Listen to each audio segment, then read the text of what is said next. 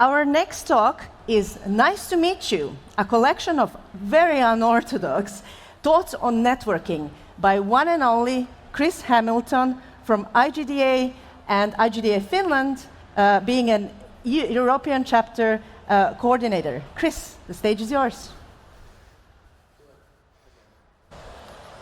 Get this.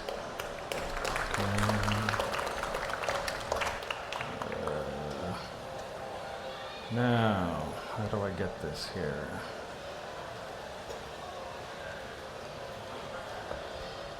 What would be a technical thing if we don't? Is it? There we go. Need to duplicate it. No, extend. Need to extend it. Pause it.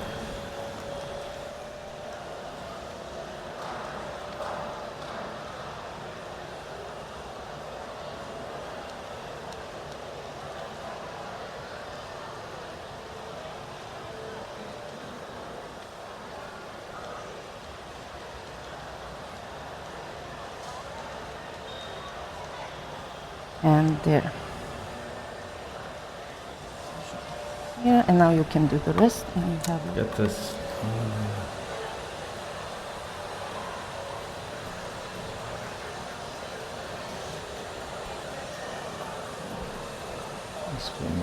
See?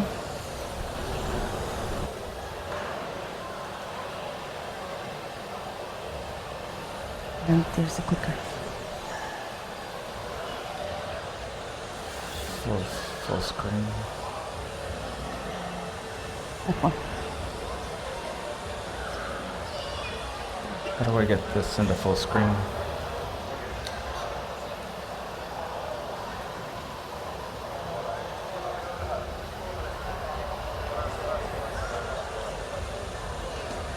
And open here. Yes. Okay. Good afternoon, everybody. Thank you to Natasha and all the other assembly organizers here for pulling together these talks and workshops.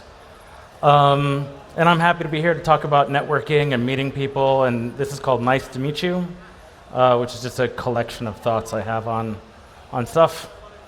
I've been in the industry, the games industry, since 2007, and here's some of the better companies that I've worked at on the left. I've mainly been in production, partner relation roles. I've got a lot of live ops experience. At Rovio. I spent the last 4 years working at Genvid Technologies in developer relations, working with developers, making really cool interactive streaming experiences that involved a lot of out-of-box thinking.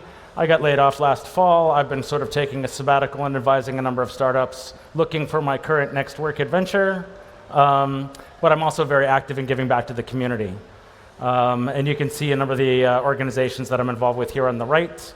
My undergraduate degree was in environmental studies. I was looking at environmental studies in the media and how to get sort of environmental messages out to people through science reporting. I look at games as sort of the new form of media that everybody's using, and so I'm involved in a number of organizations that are looking at environmental messaging through games or sustainability through games. Little more human credentials. I moved to St. Petersburg, Russia after I graduated from university.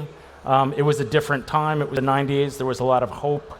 And I worked primarily studying Russian, doing journalism, some charity work, freelance translation, and eventually moved into IT. And then eventually kind of fell into the games industry by accident when people asked me if I could translate games from Russian into English. In general, I feel I've been very lucky in life in how the opportunities I've come across and kind of how I fell into things. And so I just want to ask, how many people here feel that they're lucky? Lucky in life, lucky today, lucky in general? Anybody feel that they're unlucky? People not having the best luck? So I'll talk a little bit about luck. In Russian, it's very common when you say goodbye to somebody, you say udachi, which is like good luck. And I really hated that. Luck to me was determined by chance. And success is determined by hard work and determination. And it turns out in Eastern cultures, there are three types of luck. Sort of heavenly luck, which is seen as destiny, earth luck, which is known as feng shui, and then human luck, which is really values and behaviors and actions, and that's what we're talking about now. And I consider myself very lucky, but I always felt it was my hard work, my determination, and my ability to network that sort of got me where I am today.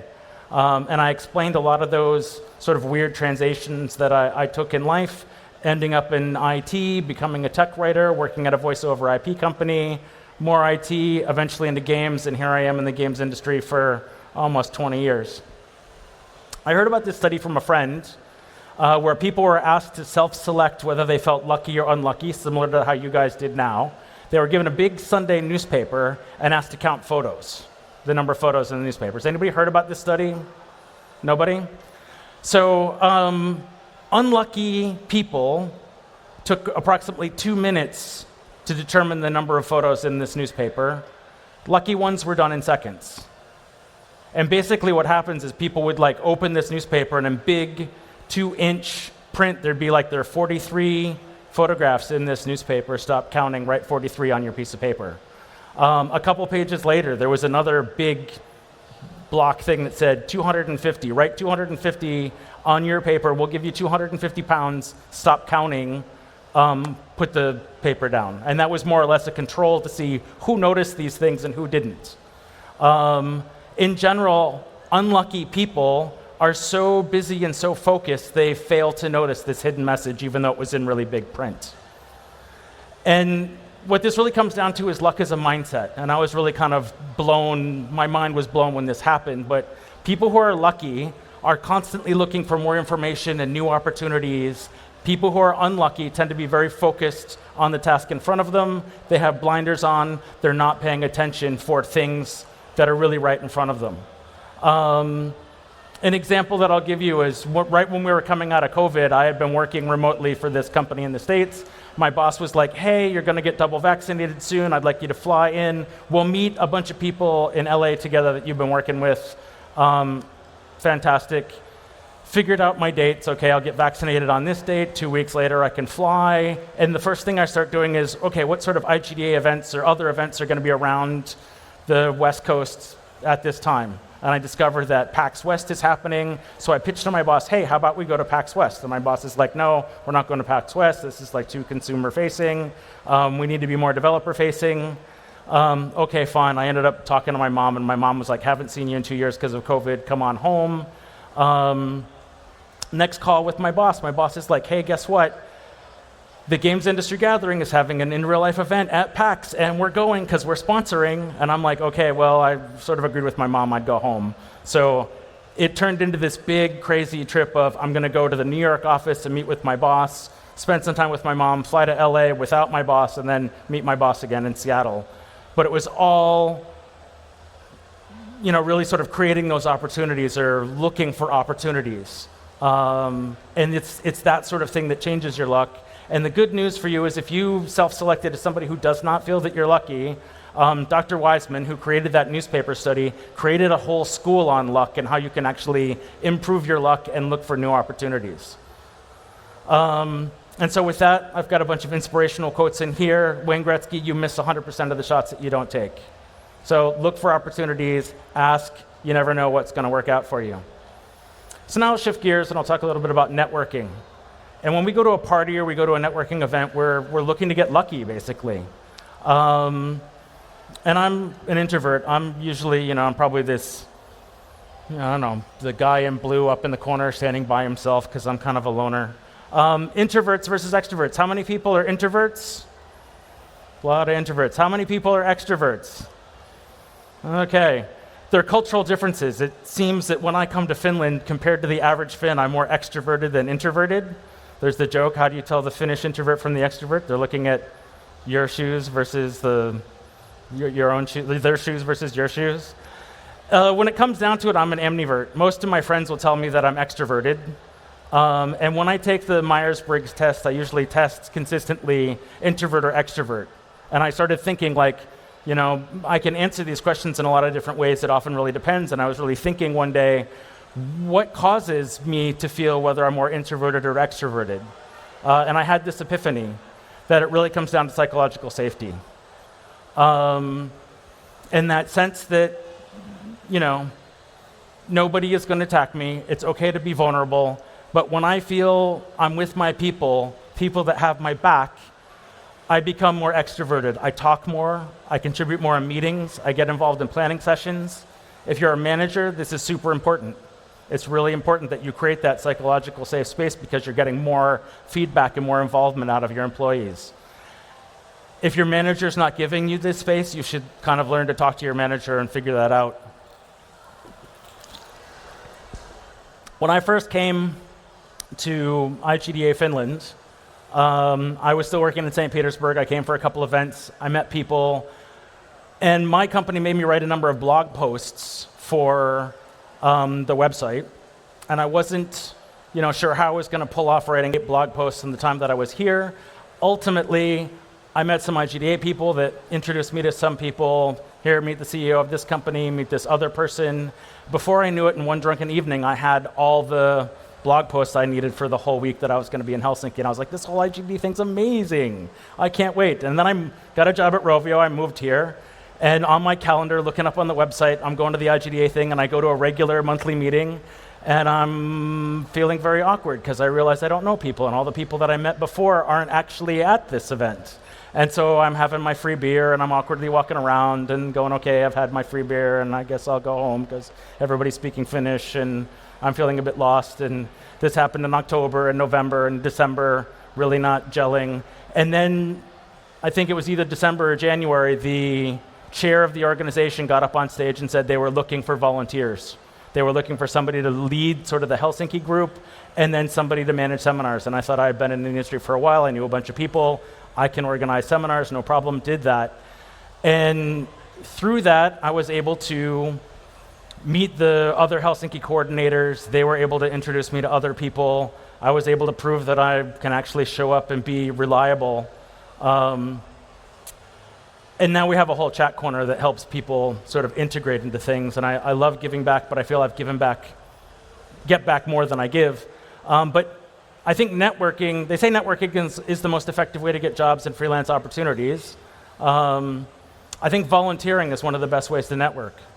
It really allows you to establish trust with peers, boost your profile, build a personal brand. And most organizations here need volunteers. You can talk to Natasha, because Natasha's also involved in lots of different organizations.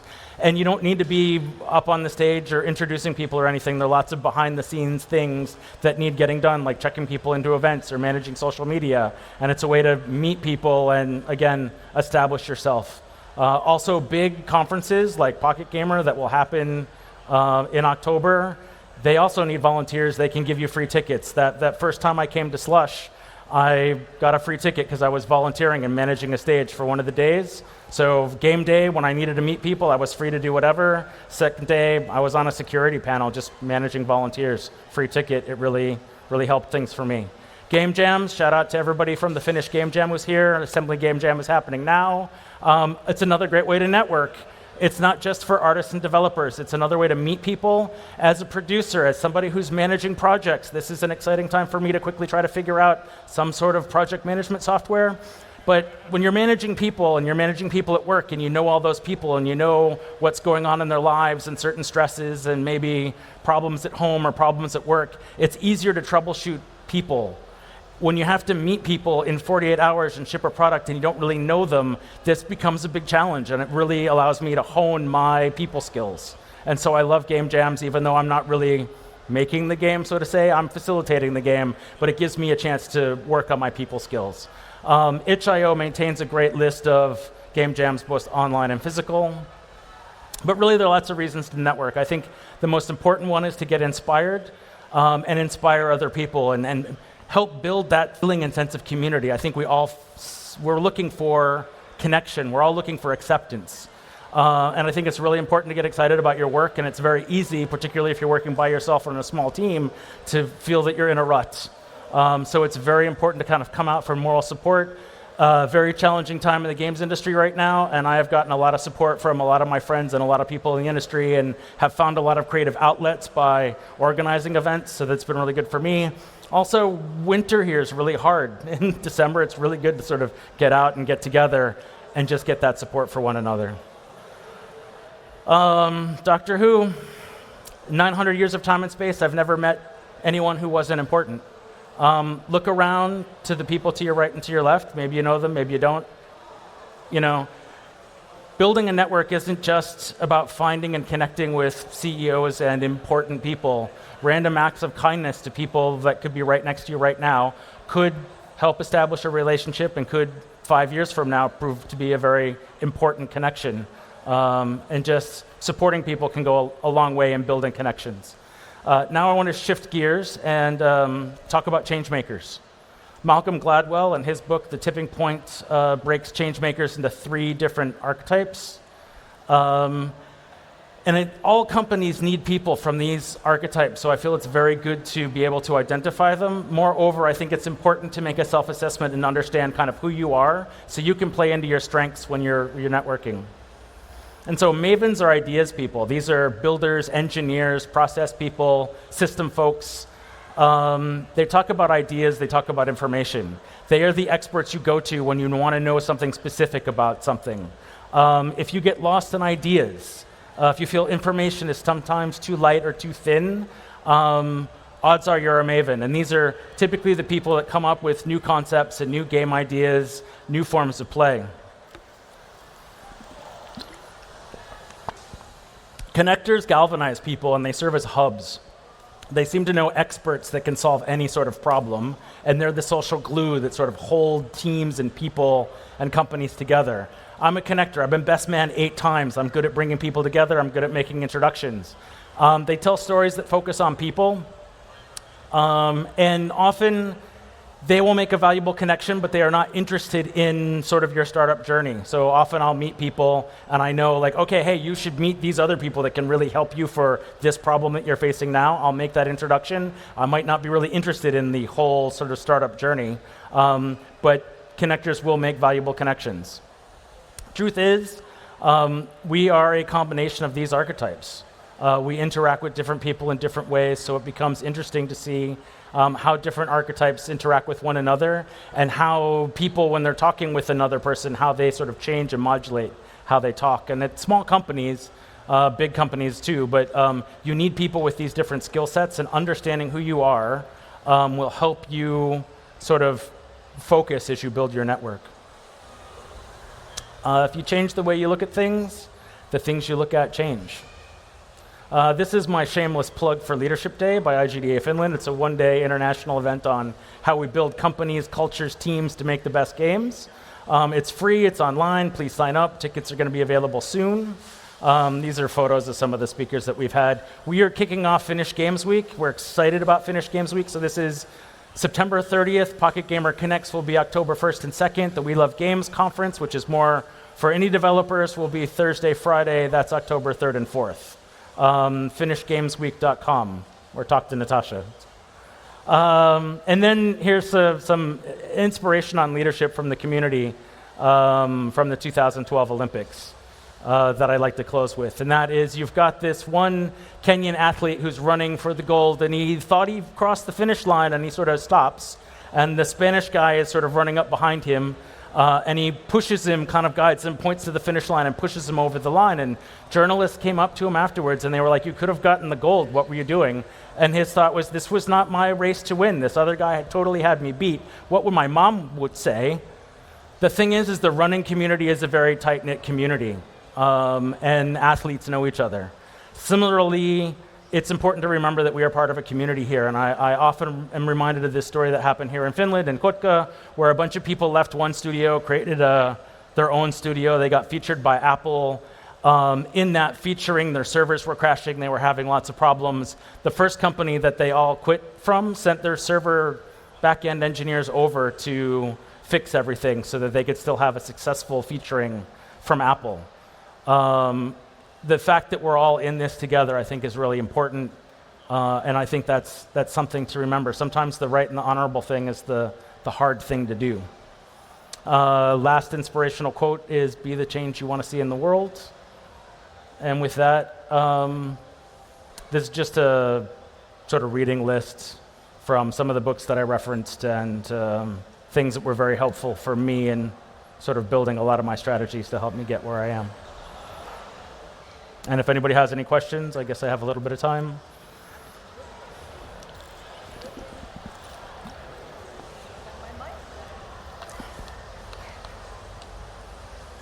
Let's see, my mic is now working. So I will be now trying not to talk due to this issue, but I will be bringing the mic. So anyone who has question or comment, just raise your hand and I will come to you. Or find me later. I'll be kind of behind this stage or everything.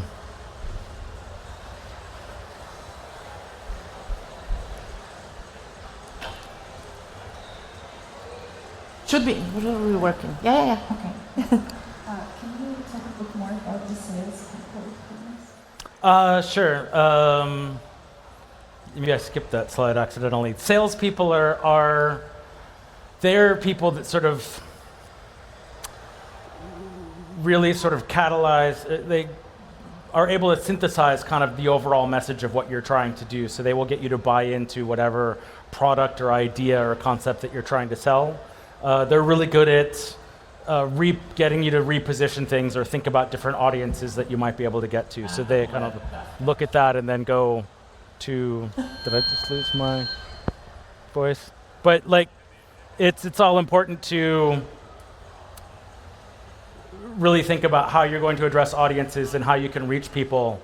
And I've been working with a number of startups, and it's always amazing to me how I'll come up with ideas of this is how we should be packaging and selling the idea of what the startup does, and then other people will come along and kind of put it all on its head, and we're like, oh yeah, we're approaching it as sort of like nerdy people that are building it rather than people that are closely tuned to various audiences that could be looking at what we're building. And getting those people in and getting them to redefine how our messaging is going out is really important, and those are sort of the salespeople. Any other questions or comments? This is a perfect time to also just generally discuss, or any tips. How about that? What would be your kind of like hands-on tip how to even start with networking? Because once you start, for example, for me and with my students at university, what I usually give them tip is that whenever you're at any event, don't think about, as Chris said, going to somewhere, like just have a goal. It's always good to have like some sort of goals with anything you do, obviously, but it's just like maybe everyone just to get to know one or maybe 3 new people, but don't even just find your limit where you feel comfortable. So basically, if every event like that, IGDA hub meetups, which are every month across the hubs, across Finland, not just in Helsinki, like every time you go there, have that free beer and get to, like find someone else to kind of like just get to know a bit as a fellow dev, as a fellow human. So that has been working real well for me, like very small kind of goals. It could be I just have the goal of trying to meet one new person. Yeah. It could be like a lot of people that are introverted get, panicky when they're by themselves and feel awkward. So sometimes it's good to actually go with a friend or a couple friends, and you can kind of charge a bit talking to your friends, feeling comfortable, and then kind of dare to go off and explore and maybe try to talk to somebody or break into a conversation. I like as a foreigner here, not speaking Finnish, I found breaking into that very challenging. So with a lot of people, we recommend doing the chat corner because you get introduced and kind of in a circle of people, you get to meet people and people that are interested in meeting other people. Whereas often breaking into a conversation that's happening somewhere else, that breaking into that conversation isn't always welcome. For me, it's challenging, like I'm waiting for a lull in the conversation to insert myself. But any tips? That's something that we've sort of helped facilitate. But it's having a strategy or coming up with a couple strategies or going with friends and being able to recharge, going back to people that are recharging a bit and then kind of going and exploring and meeting some people, or wearing a ridiculous shirt that might attract a bit of attention might be helpful. We're nerds, so wear a nerdy shirt or something. True. I mean, having some game shirt, like what the games do, like someone will definitely who also likes comment on that shirt. That is quite often that happens as well. And that's an icebreaker. That's quite a good one.